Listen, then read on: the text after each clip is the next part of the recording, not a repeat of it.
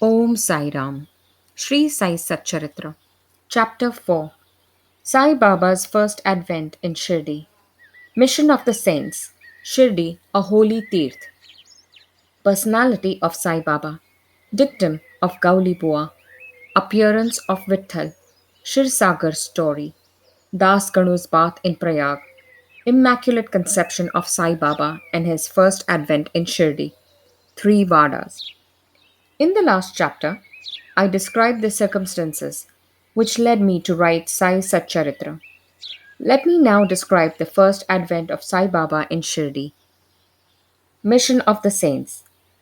Lord Krishna says in Bhagavad Gita, chapter 4, 7, 8, that whenever there is a decay of dharma, righteousness, and an ascendancy of unrighteousness, I might manifest myself for the protection of the virtuous and the destruction of the vicious. And for the establishment of righteousness, I manifest myself age after age. This is the mission of the Lord and the sages and saints who are his representatives and who appear at appropriate times and work in their own way to fulfill that mission.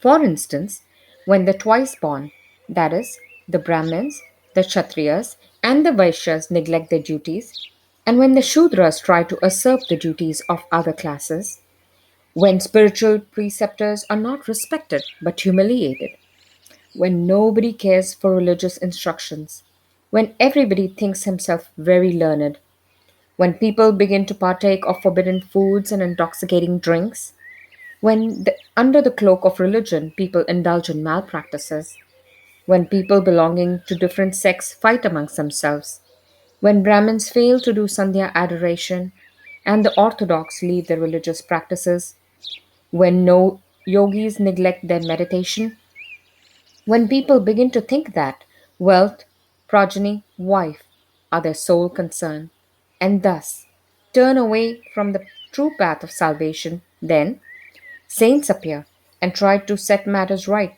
by their words and action. They serve us as beacon lights and show us the path and the right way for us to follow. In this way, many saints, namely Nivrutti, Jnanadev, Muktabai, Namdev, Gora, Gunai, Eknath, Tukaram, Narahari, Narsibhai, Sajan Kasai, Savta, Ramdas, and various others did appear at various times to show the right path to the people. And so, the present advent came as Shri Sai Baba of Shirdi. Shirdi, a holy tirth. The banks of the Godavari River in the Ahmednagar district are very fortunate, for they gave birth and refuge to many a saint, prominent amongst them being Jnaneshwar. Shirdi also falls in the Kopargaon Taluka or the Ahmednagar district. After crossing the Godavari River at Kopargaon, one gets on way to Shirdi. When you go 3 course, 9 miles, you come to Nimgaon, from where Shirdi is visible. Shirdi is as famous and well known as other holy places like Gangapur, Narsimhavadi, Audumbar on the banks of Krishna River. As the devotee Damoji flourished and blessed Mangalveda near Pandharpur, as Samarth Ramdas at Sajjangad, as Sri Narsimha Saraswati at Saraswati Wadi, so Sainath flourished at Shirdi and blessed it. Personality of Sai Baba. It is on account of Sri Sai Baba that Shirdi grew into importance. Let us see what sort of a personage Sai Baba was. He conquered the sansar, worldly existence, which is very difficult and hard to cross. Peace or mental calm was his ornament, and he was a repository of wisdom. He was the home of Vaishnava devotees, most generous, like Karna amongst all, the quintessence of all essences. He had no love for perishable things and was always engrossed in self realization, which was his sole concern. He felt no pleasure in the things of this world or of the world beyond. His antarang, heart, was as clear as a mirror, and his speech always rained nectar. The rich or poor people were the same to him. He neither knew nor cared for honor or dishonor. He was the Lord of all beings. He spoke freely and mixed with all people, watched the actings and dances of Nach girls, and heard ghazal songs. Still, he swerved not an inch from samadhi, mental equilibrium. The name of Allah was always on his lips. While the world awoke, he slept, and while the world slept, he was vigilant. His inner self was as calm as the deep sea. His ashram could not be determined, nor his actions could be definitely determined. And though he sat in one place, he knew all the transactions of the world. His darbar was imposing. He told hundreds of stories daily. Still, he swerved not an inch from his vow of silence. He always leaned against the wall in the masjid or walked morning, noon, and evening towards Lendi, Nala, and Chavdi. Still, he at all times abided in the self. Though a siddha, he acted like a sadhaka. He was meek, humble, and egoless, and pleased all. Such was Sai Baba, and as the soil of Shirdi was trodden by Sai Baba's feet, it attained extraordinary importance. As Jnaneshwar elevated Arandi, Eknath did to Paitan, so Sai Baba raised Shirdi. Blessed are the grass, leaves, and stones of Shirdi, for they could kiss the holy feet of Sai Baba and take his dust on their head. Shirdi became to us devotees another Pandharpur, Jagannath, Dwarka, Banaras, Kashi, and Rameshwar, Badri Kedar, Nashik, Trimbakeshwar, Ujjain, and Mahakaleshwar or Mahabaleshwar Gokarn. Contact of Sai Baba in Shirdi was like a study of Veda and Tantra. It quietened our sansar, world consciousness, and rendered self realization. The darshan of Shri Sai was a yoga sadhana, and talk with him removed our sins. Shampooing his legs was a bath in Triveni Prayag, and drinking the holy water of his feet destroyed our sins.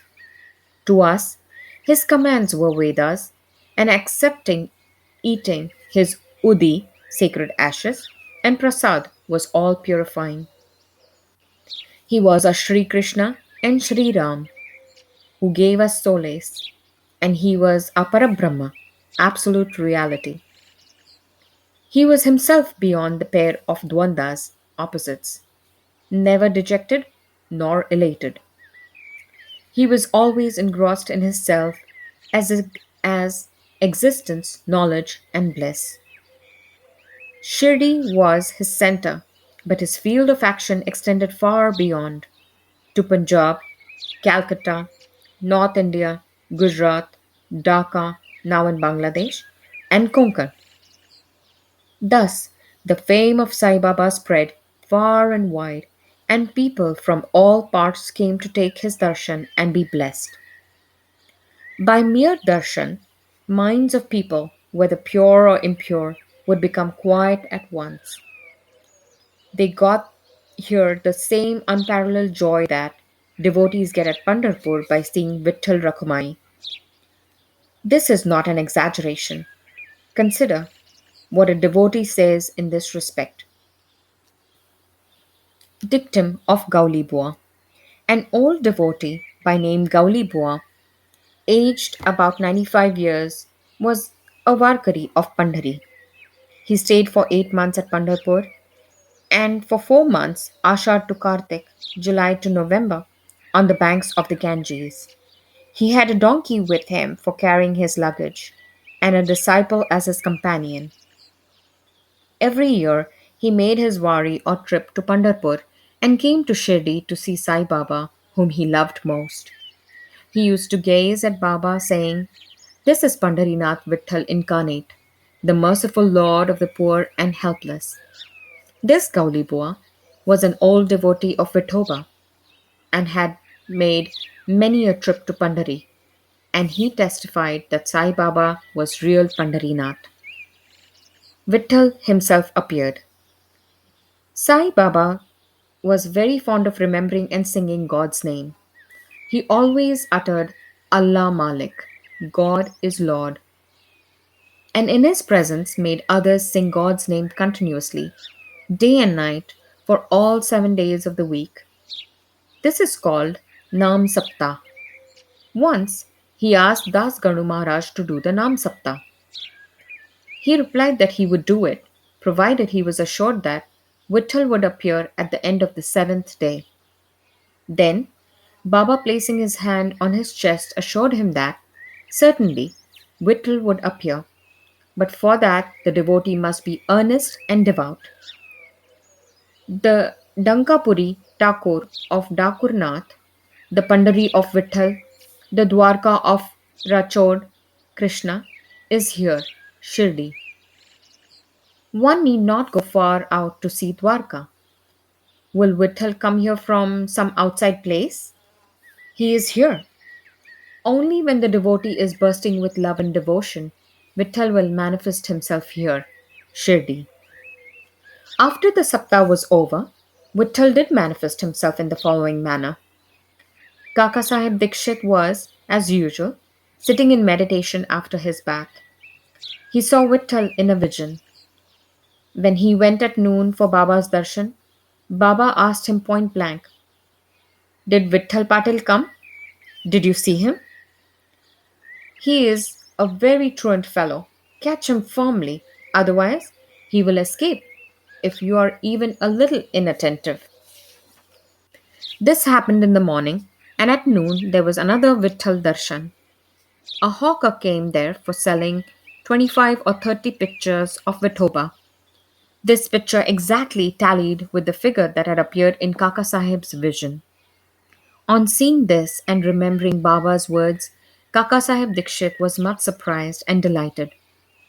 He bought one picture of Vithoba and placed it in his shrine for worship. Bhagwant Rao Shirsagar's story.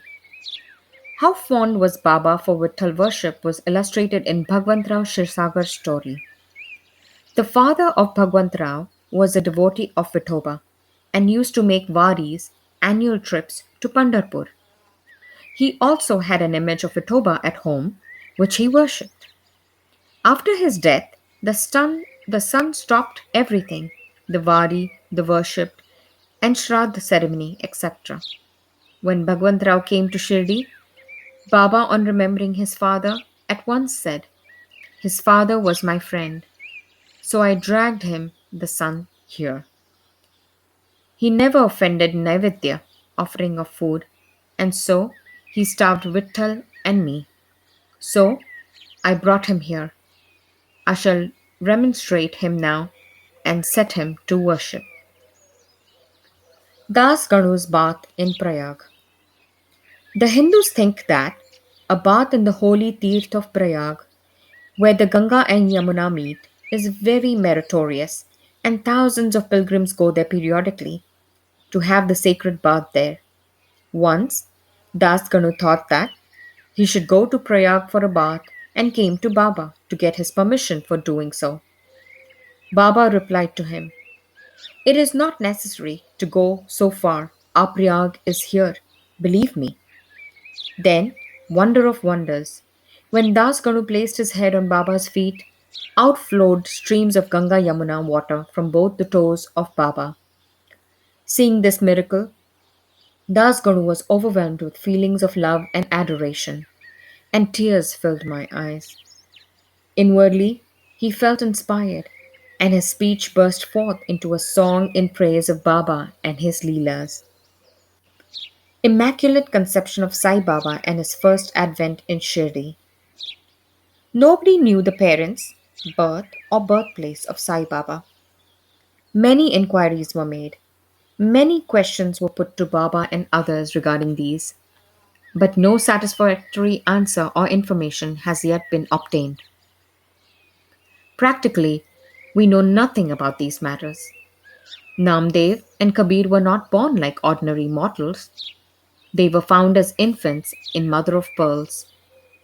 Namdev being found on the bank Bhimrathi River by Gonai, and Kabir on the bank Bhagirathi River by Tamil. Similar was the case of Sai Baba. He first manifested himself as a young lad of 16 years under a neem tree in Shirdi for the sake of bhaktas. Even then, he seemed to be full of knowledge of Brahma. He had no desire for worldly objects even in dreams.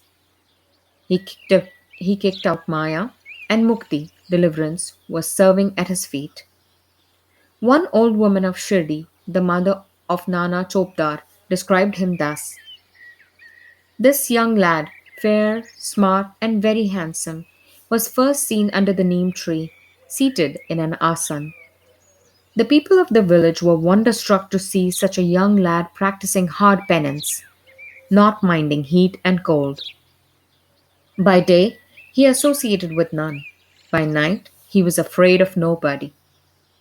People were wondering and asking whence this young chap had turned up. His form and features were so beautiful that a mere look endeared him to all. He went to nobody's door, always sat near the neem tree. Outwardly, he looked very young, but by his action, he was really a great soul. He was the embodiment of dispassion and was an enigma to all.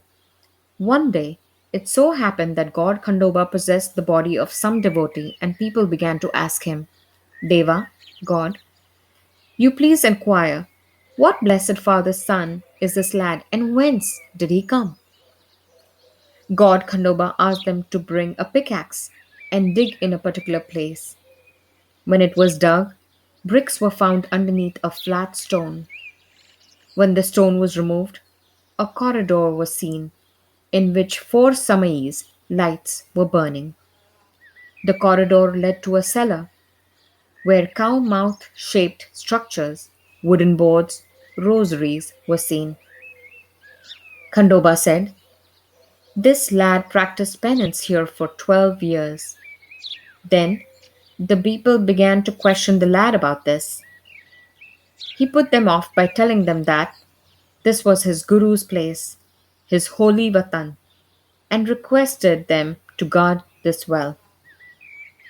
The people then closed the corridor as before. As Ashwatha and Audumbar trees are held sacred, Baba regarded this neem tree equally sacred and loved it most. Malsapati and other Shirdi devotees regard this site as the resting place, Samadhi Sthan of Baba's Guru, and prostrate before it. Three Vadas. The site with the neem tree and surrounding space was bought by Mr. Hari Vinayak Sathe, and on this site a big building styled Sathe's Vada was erected. This Vada was the sole resting place for pilgrims who flocked there. A platform was built around the neem tree, and lofts with steps were constructed. Under the steps, there is a niche facing south, and devotees sit on the par platform facing north. It is believed that he who burns incense there on Thursday and Friday evenings will, by God's grace, be happy. This Vada was old and dilapidated and needed repairs. The necessary repairs, additions, and alterations have been made now by the Sansthan. 2. Then, after some years, another Vada, Dikshit's Vada, was constructed. Kakasaheb Dikshit, solicitor of Mumbai, had gone to England. He had injured his leg in an accident there. The injury could not be got rid of by any means. Nana Sahib Chandorkar advised him to see Sai Baba. So he went to Sai Baba in 1909 and requested him to cure the lameness of his mind rather than that of his leg. He was so much pleased with the darshan of Sai Baba that he decided to reside in Shirdi. So he built a wada for himself and other devotees. The foundation of this building was laid on 10 12 1910.